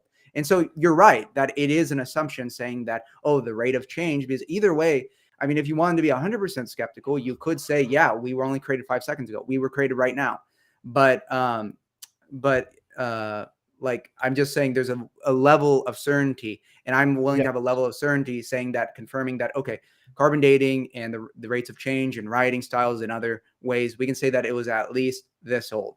You get rid of the writing and you're just putting it on the extrapolation. So I'm just saying, like, it's more possible for you to be wrong, because I'm saying it's only at least this old. Well, so one, And also, like, pattern going in through the changes in patterns in language today happen much faster than they did in the past. So if you were going yeah. to try to infer time in the past, you would not get 5,000 years if you tried to measure the rate of change in language today and infer Well, back. we've also been studying for it for a lot longer. We haven't just Right. been That's studying why it for you 100 can't. years. That's why you can't use that as a metric to infer to the past, because Well, there's no like exponential growth pattern of the rate of change in language that we can then infer in the past. It's completely random. The rate of change in different cultures and language changes completely I'm at just different saying there's speeds. lots of different That methods of how they do it, but and no, also, but what I brought up earlier was that the new like studies on DNA are saying that if the world was billions of years old, we would expect to see way more species than we do, and it only ever fits in a young Earth model. It's from those books and studies. no one says that in Well, biology. Nathaniel, he has a PhD in biology from He's a Harvard. Why would I? pseudoscientist. He doesn't Oh, publish in yes, but I academic should listen to journals. you, who has no qualifications in biology at all. No, you should listen to the academic published papers in the field of biology. Jensen doesn't publish in biology. He's I not know, an but other academic scientists biologist. in his field who share his same hypothesis do have research on it. And No, also, they don't. just because something is pure research, you realize it doesn't automatically make it true. The majority of pure Right. research is That just false. means it's peer reviewed. So like what Yes. happens in peer review is that you present data to the experts in the field and they can contrast that data with their data to see if it's correct or not. So pseudoscientists aren't able to publish in peer review because their data doesn't correspond to the other data in the field. That's the point, is that the only point of peer review is that it filters out pseudoscience. That's all the point. That's the only thing it does. But you know that the majority of peer-reviewed papers are false, so that's not. Majority of every scientific theory was false. Like Newtonian mechanics was false. And they But used to be considered science, right? yes, but again, the So only point exactly. of So the thing, the point of peer review is to filter out pseudoscience. That's all it does. It doesn't prove anything but you right. just said things that used to be considered pseudoscience have been correct, and that peer review. No, Yeah. that's not the case. So it's never been Yes. the case that something that was considered pseudoscience that was rejected from peer review ended up being correct. Like no, Plate tectonics. plate tectonics were not Yes. considered pseudoscience. Yes, they were. They were not rejected from peer review papers. Cigarettes use doctors used to say, "Yep, smoke a pack a day. That's the science." And now we know that cigarettes wasn't are. published in peer reviewed papers. No. Oh, So but all the doctors and everything were promoting it. They were just saying, "Oh, just trust the science." peer review is a specific process. Doctors say is not peer review. Peer review is a specific thing that involves. I know, but I'm just saying the scientific authorities and peer review is not. I mean, who peer reviews the peer review? And you're just saying, oh, it's pseudoscience. It's pseudoscience. But lots of things have been considered pseudoscience. Lots of things. I mean, Darwin, a lot of the things that he promoted were considered scientific, like all the, scientific racism and eugenics. And that was considered the leading morality. This is where the tide is leading us. And that You're led to going way Nazism. off topic. The only thing I said was a peer review filters out pseudoscience. That's the only thing I said. I didn't say it's right. I didn't say that you. Then why are you bringing it up if it's not right? Because Jensen doesn't publish in peer reviewed papers because it doesn't correspond to the data in the field. That's the only thing I said. Like, there's nothing to do with like 100% correctness. He's not an expert in the field. That's the only point. So a Harvard PhD means nothing. He's not an expert. Yes, having a Harvard PhD doesn't make you an expert in the field. Being able to publish in peer-reviewed journals in the field makes you an expert in the field. Do you think that the scientific authorities can ever be biased, or do you think they're always they just want the truth? Yes, they're all biased. That's the point of peer review, is to filter out the bias. So do you think peer review? But you just said peer review can be wrong, and we know the majority of it is false. So the fact that it can be wrong and having a bias are two separate things. So the point of peer review is every individual has a bias, and every individual wants their particular theory to be right. And so in order to filter out those biases, what you do is you take a paper or an idea and you present it to all of them, and they all try to destroy it. They all say, nope, that's wrong, I'm right. And so if every single person with every single bias is trying to prove a theory wrong and they can't, then that means that all of their personal biases have been filtered out because they were not able to use their biases to prove the data wrong. So the point of peer review is to filter out biases.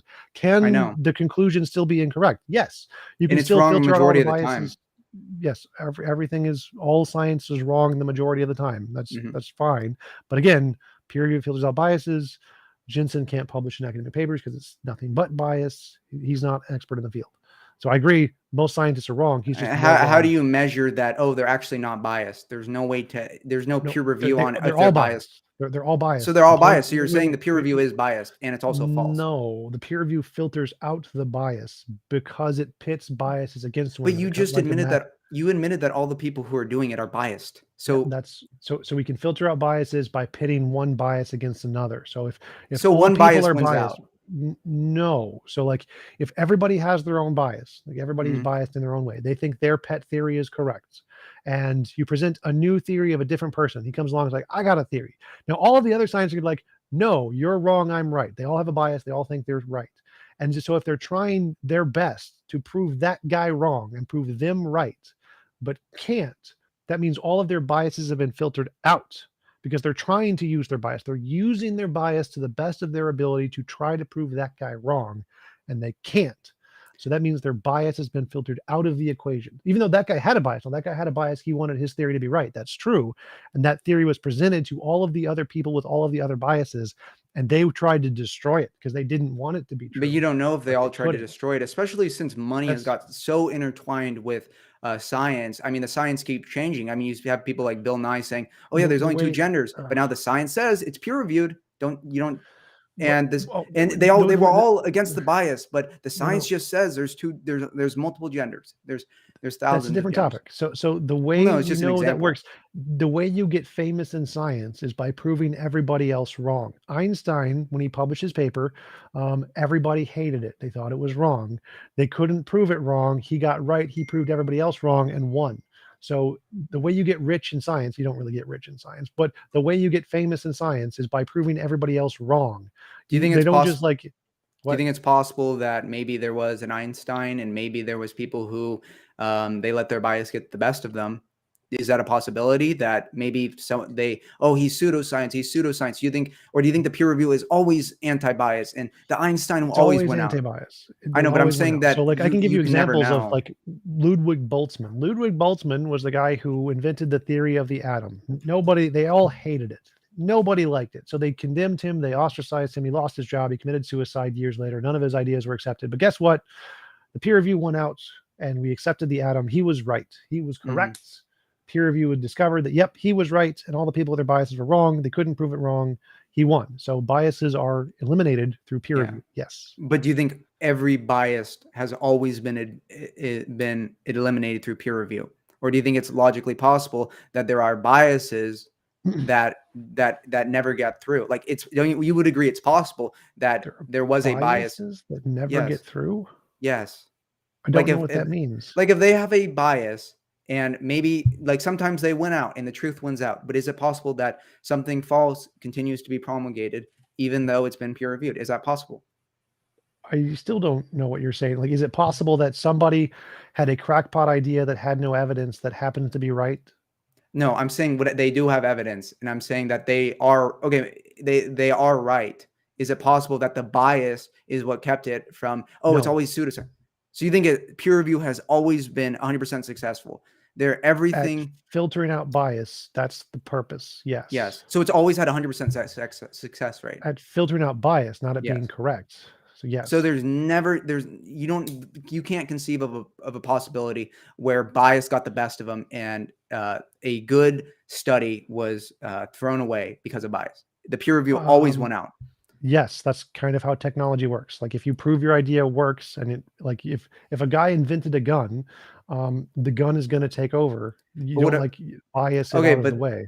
no, but something that is more theoretical, like I mean, Darwinism and like young ancient Earth is an unfalsifiable position, and No, it's so not. That's very easy to yes, it falsify. is.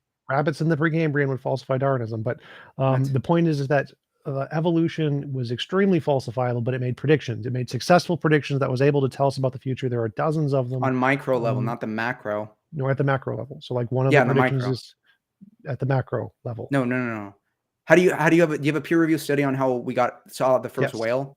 The first How we whale? saw the first. How the first whale emerged? A prediction would be like Tiktaalik predicting that we're going to find a transitional fossil between a fish and a lizard at this exact strata in this exact location. Before we find it, that's a prediction, and it was confirmed to be correct. So that's a prediction that was confirmed. Okay. I mean, there was lots of frauds like Piltdown Man, Nebraska Man. A lot of these are still in Yes, there biology were textbooks today. frauds. Like Ernest Hagel's fake embryo drawings, that's still in biology Yes, textbooks yes, today. there were frauds, but I'm the just things that saying, were just because someone confirmed are makes not frauds. I know, but someone makes no. It's still in biology textbooks today. But I'm just saying, don't you think there's current science that is going to be considered false later, or do you think everything that you're just worshiping the peer review because Yes, there are things that are going to be considered false later, but the evidence and the confirmations are still evidence now. If it makes a successful prediction about the future and is confirmed, that is still evidence, even if it proves to be wrong in the future. So like if Newton predicted that the perihelion of Mercury would be discovered or something, and he got it right, that's evidence of Newtonian mechanics, even though later we discovered he was wrong. The ability to make future testable predictions is still evidence of what you believe. So yes. But you can have wrong models and come to right conclusions. Like they used to believe in static universe, that the universe had always existed until a Catholic priest came up with the Big Bang. And then even though their models, they were able to get reliable results in the static universe, but then a better model. So why put your faith in just the newest science?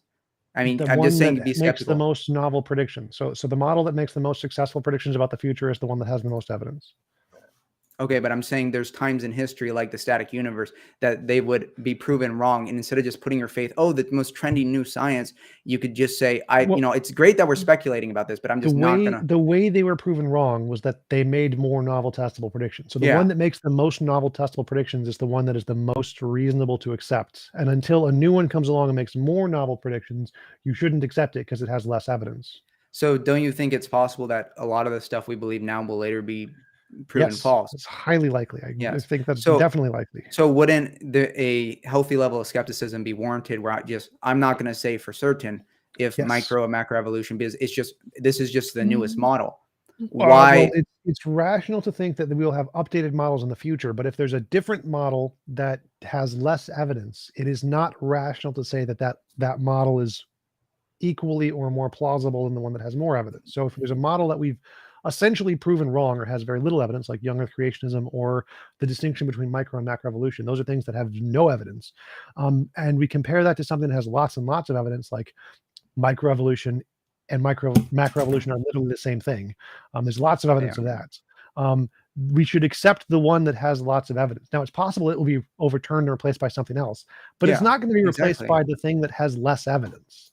But no, but I'm saying over time, it gets more and more and more evidence, and then that's how it disproved. But us right now, we don't know. There could be all of a sudden. I think we already think there is a lot of evidence, but I'm saying in the future, could there be a future where all of a sudden, oh, there's this new evidence? I mean, I already think we have it, but let's say we have all this new evidence, and actually, young Earth was right, and ancient Earth, is that possible? Yes, it's possible, but Yeah. there's no evidence of it. So like, Well, not. Well, I think there is, but I'm just saying not yet in your right. worldview. So if there isn't any evidence for it yet, it would be irrational to believe it. Well, I think there is evidence, but I'm just saying you conceded that it was logically possible that in the future, young Earth Yes, creationism yes, of has course it is. the level of evidence that you would ask for. I think there is Yes, enough but evidence, what do but you I'm just think? saying. What do you think the purpose of saying that? Yes, so it's possible that in the Mhm, future there is different evidence. Yes, yes. therefore, Well, therefore, I'm just saying that it's not the best to just make these grand claims and it's fine to speculate. I'm glad they're doing the science because I think, we should always thrive to follow the truth. But I'm just saying, why put your faith in just the latest science? well, Like, I don't have any faith. I trust the well, you do evidence. have faith. No, Yeah. You have faith is faith. a belief on insufficient evidence or no evidence. You I believe the insufficient. evidence. I know, but like for example, you have no idea of the speed of light change. That's a belief. That's a faith belief you But I have have. evidence that supports that. Like I You don't don't have believe that evidence of what happened because billions of years ago. That's a yeah, faith I do. belief. It's called inductive evidence. So I can inductively test the speed of light now Do you know the and problem of for all the times. induction? Yes, I do. It's still evidence though. The problem of induction It's doesn't you make can never induction not justify evidence. inductive reasoning Yes, you on your can. system. How? Um, it's because it gives us future testable predictions. Okay, just because it's happened that way in the past doesn't mean it'll always happen that way in the It future, or doesn't. it's It's always been that evidence. way. It's evidence. It is. So it's No, a evidence. perfectly logical person, a perfectly skeptical person would not use that. That's what David Hume was all about. Yes, every rational person uses induction. Induction is really important. Yeah, It's really but they good. can't justify it. Yes, they can because it No, they works. can't. It's called pragmatism. Because it So works. Okay, what is no? Because it works, but again, it has worked up to this point.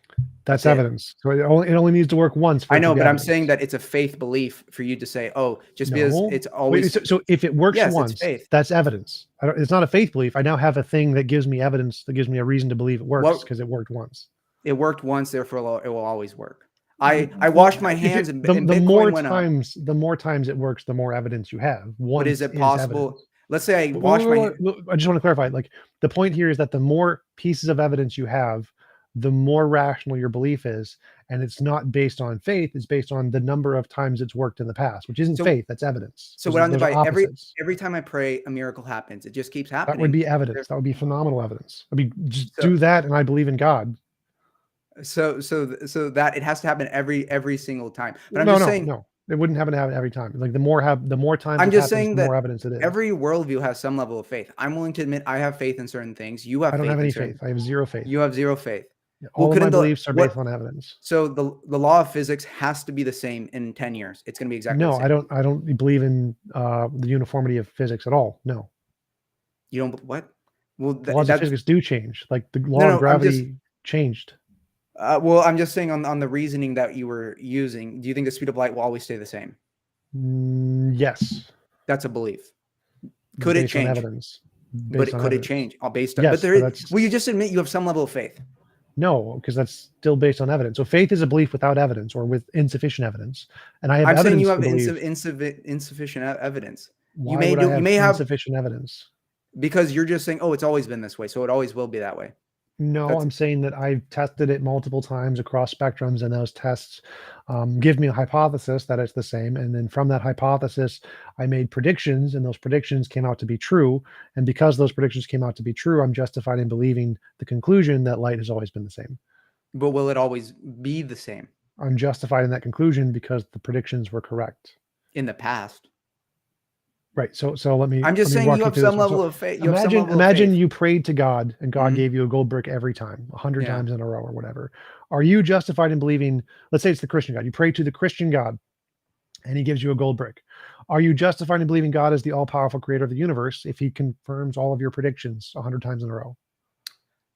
But it requires some level of faith. Yes, it would be a justified belief, but it would also require some faith. I'm saying it's like Why would that require faith? Like that seems like evidence. Like you made because multiple testable predictions, they confirmed. there's other reasons. Maybe the reason is because someone across the planet was praying for the same thing, and it happened in my hands. So Well, just it because, seems like you're defining faith as not having absolute certainty, which yeah, no that's one. what I'm defining it as. Well, that's You can just, never have absolute certainty. You can never, you can never be absolutely skeptical because you would give up inductive reasoning okay. Well, no, and in deductive. philosophy, you don't need certainty for knowledge. So it's called fallibilism. It's the consensus in philosophy and science. You don't need certainty for knowledge. You can have knowledge without certainty. So you don't need that for knowledge, Yes, which but means you every don't need. view still requires some level of faith. It's just you can't be 100. No, So you're saying, knowledge.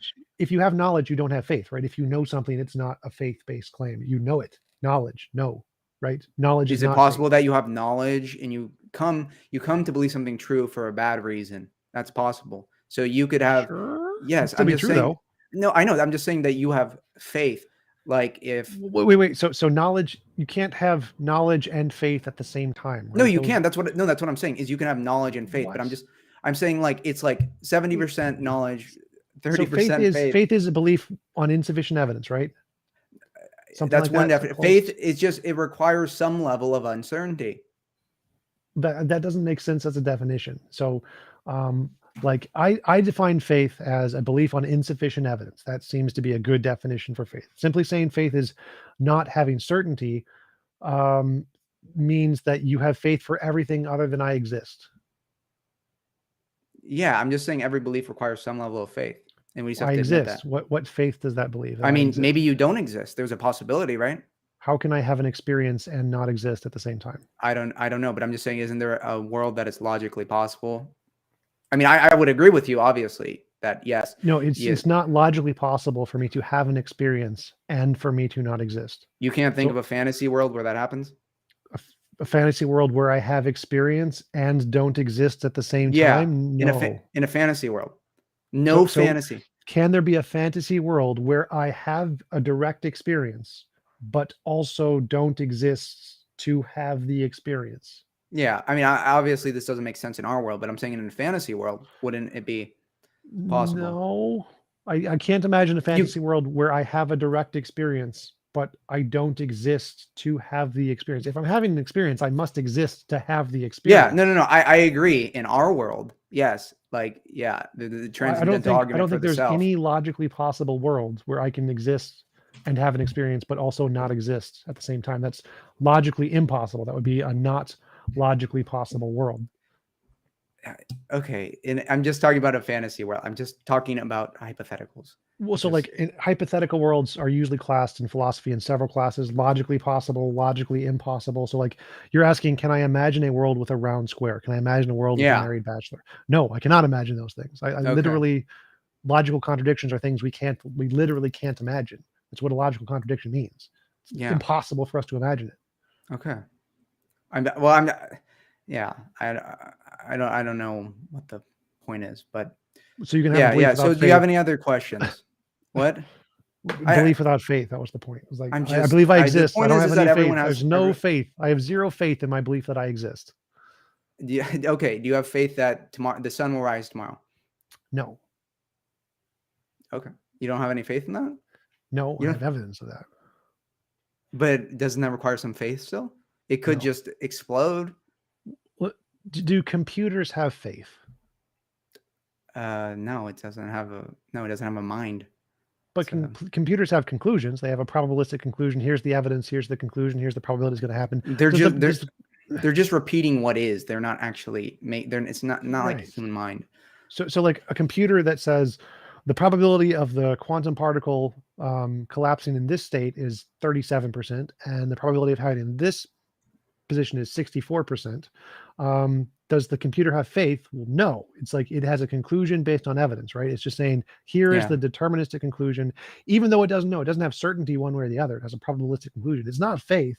It doesn't have faith. It's just saying, here's the probability based on the evidence. So are you a computer? Someone sort says. of, yes. My beliefs are so you're just do you believe in free will? No. You don't believe in free will? Nope. So we're just biological robots. No, we're deterministic robots. Okay, yes, determinist. We're just random evolved monkeys, and there's no ought statements, but morality does exist, but there's no ought reason. So like, we're just oughts are hypothetical. So I tried to explain you do have oughts. Oughts are if a hypothetical imperative versus a categorical imperative, you can still have oughts. So if you know what morality is and you say, I want to be moral, I ought to do what morality is. You do have oughts. I tried to explain that earlier.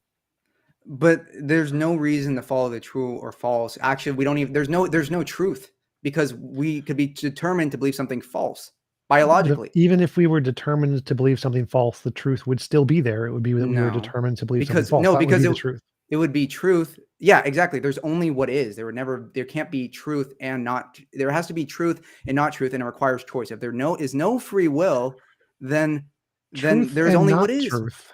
I don't understand anything you just said. So even if I'm determined to believe everything that's false or something, that would be what is. The fact that I'm determined to believe everything false is truth, right? That's just what is. There is no truth. They're just what is. What does the word truth mean? Well, truth requires the contrast of false, and you need a choice between it, because it would be true that you believe something false, but there is no true or false, because there's only what is. Truth is the property of a sentence if it corresponds to reality. That's what truth means. So like the sky is blue. That sentence accurately describes reality. The sentence is true. But if I said the sky was green and I was biologically determined, that's not true or false. That's just what is. That would be false. How can there be a false? You need choice. No, yes. Like if a calculator says 1 + 1 = 7, it would be false. It would be wrong. That's just what is. That's not true or false. There is no, because it is true that it believes that there is no true or false. It requires choice. So before any humans existed, was it true that God existed? Well, on our worldview, there is free will. There is true or false. Before any humans existed, no humans, no free will. I don't know if God has free will or not, but before God has free will, we have free will. So, but God can't be wrong, right? God doesn't have an option of false. He just has true. He's got true as the only option. He doesn't have. Well, that's just God is truth itself. So it's like there's nothing like him. Right. So like reality in my context would be truth itself. And so a statement about reality would be true. That's just what is. It's not true. It's just what is. Like God is what is in your worldview. Mm-hmm. So I that's know, and he created true. humans with free will, and we can choose between the good, the evil, the true, the false. You may want to Google the definition of truth in philosophy. Truth is the property of a sentence and whether or not it corresponds to reality. I don't understand anything you're saying about like you need some kind of you need like free will for truth. That doesn't make any sense. That means if Yes, there's it no free will, does. there's no truth. That doesn't make any sense. Yeah, exactly. No, that's what I'm saying. If there's no free will, then there's no truth. Because let's That say makes zero sense. how does that It, make zero sense? okay, so if there is no free will, would it be true that there is no free will? That would just be what is. There is no true or false. There's just what is. It doesn't. So if there is no free will, now if that sentence is true, then that would mean it is the case that there is no free will in this universe. That would be a true sentence. But what you're saying is if there is no free will, that sentence isn't true, which means there would be free will. I'm saying it destroys the possibility of true and false. There would only ever be what is. It doesn't make sense. I don't understand what that even means. Like Okay. If we're like that like it sounds to me like it sounds like you're saying if there's no free will, everything in the universe becomes a logical contradiction and just random or something. No. It doesn't It's make not sense. logical. It's not a logical contradiction. It's just what happens. Again, that doesn't make sense. Like if truth doesn't exist, truth and false, then that means there is no logic in a universe. No. Truth and false are properties of logic. They're not properties of free will. Yeah. So there's Like, no logic either. A There's equal only what A? is. It's like looking at a painting. You don't see the painting as true or false. It's just what the painting is. That's what Okay, so a the world without free. law of identity, A equals A, Yeah. is that true? Yes, in this world. Yes. But it requires contrast. You What? can only. Oh no! Wait. You said true equals true, right? No, I What? said A equals A. So law of identity is A Yes. equals A. Yes. So is the sentence A equals A, the law of identity, is the law of identity Yes. true? Yes. In this world, yes, we have a law of identity. In which world is it not true? In a world where there isn't free will, because there's only It what doesn't is. make sense. What? Okay. Like, Because so let's say let's there's say- a world with no free will, and I ask, does A equal A? And you're like, no. In this world, A does not equal A. that would just be what is. That doesn't make sense. That literally does not like A equals A in all possible worlds. That's what logically possible means. There can't be a world where A doesn't equal A. That would literally be logically impossible. Well, think of a world with two choices, true and Two false. choices? It requires two options. If there's only one option, it would be true because that would be what is. That would doesn't make like okay. Oh my. Help me here. So there's a universe with no free will, and I ask, does A equal A? And you're like, no. Okay, well, so if A does not equal A in that universe, that means there is a logical contradiction. Because A equals A is the law of logic. And so if A does not equal A, if it is not true that A equals A, that means there must be a logical contradiction in the universe. Or I'm not right? There's no truth, there's no false, there's no because whatever I'm biologically determined to believe, I would just believe that. God. So again, so if A does not equal A in a universe with no free will, that means there's a logical contradiction, right? Mm-hmm. Well, that's why free will is is not logical. If you deny free will, I don't even know. I don't even know how to respond to that. If there's no free will, A does not equal A. Like, okay, that doesn't make sense. All right, let's go. well, Let's go a because different okay, direction. no, because just think, if I was in this world, you were logically determined that you say that, and that there wouldn't be true or false. It would just be what is. That's just what you're saying. You say those words again, but those words still don't make sense to me. Like if A equals A, it's true that A equals A, and you don't need free will for that. Free will doesn't make that any more or less true. Like you still need truth, even if there's no free will. Like A equals A is true, regardless of free will. So is there something false in this world without free will? Yes, like all sentences that don't correspond to reality would be false. So like if a calculator says 1 + 1 = 7, that would be false. But wouldn't it be true that the calculator says something that is false, but that would be true because that's what is. Yes, it's a different sentence. So does the sentence, the calculator is saying a false sentence, correspond to reality? Yes, that sentence corresponds to reality. So that's what I'm saying. Does the sentence 1 + 1 = 7 correspond to reality? No, so that's a false sentence. So a sentence that does not correspond to reality would be false. But it can, it could never say anything else. So it will always be true for the calculator to say that. So there's no truth. The calculator is always going to say that. Yeah. So it's true that the calculator will always say 1 + 1 = 7. Yeah. But it's also true that the statement 1 + 1 = 7 will never correspond to reality, therefore it's false. No, because that's just what's happening. Oh my God. Okay, let's go a different direction. Yeah. To me, I free gotta will. I gotta head out in 5 All right, minutes, but all right, sure. is there So anything you wanted to cover? sure. Let's say free will seems logically impossible. Like it doesn't seem to make sense that there could be such a thing as free will. Everything is either determined or random. How can something be free logically? If because as far as I understand it, it's only possible for it to either be determined by prior causes, or it's not determined by prior causes, in which case it's random. So I don't understand how there could even be free will logically. Well, I don't understand how there couldn't be free, because look at you are here like talking with me, but Yep. you could like if we're in a debate or something and you're arguing, you're arguing for what is true, but I'm biologically determined what is false, or you're biologically determined what is false. It destroys why would we debate if there is no choice? Because we're all biologically determined already to believe a certain thing. What is? Well, we could either be determined to debate by prior physical forces, or there could be random interactions that cause us to debate, and either of those would cause us to debate without free will. So, like any action, any choice, any decision is either going to be determined by prior causes, which made it happen, or it was determined by no prior causes. Zero prior causes caused it, which means it would be random. And those seem to be the only two options for any possible choice you make. It either has to be determined by prior causes, in which case it's determined, or it has to be determined by no prior causes. If it's determined by no prior causes, it's random. So I don't see a third option for any given choice that could So get you free will. what's the point of debate if everyone's just biological? It's not really you talking. It's just you're a biological determined robot. I'm a biological determined robot. What's the point of even talking? I mean, we're Money, never. fun, like What's the point point of is fun? What's the point of fun in this? These chemical reactions in dopamine. our brain.